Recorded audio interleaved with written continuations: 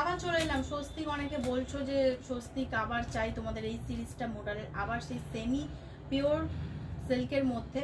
তো দেখে নাও, আজকে কিন্তু প্রচুর জন বুকিং করতে পারবে। দাম কিন্তু চলে যাচ্ছে 650।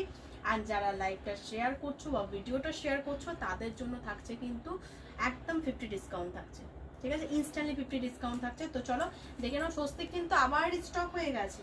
তো কারা কারা চাইছিল স্বস্তিক, ফার্স্ট বুক করো।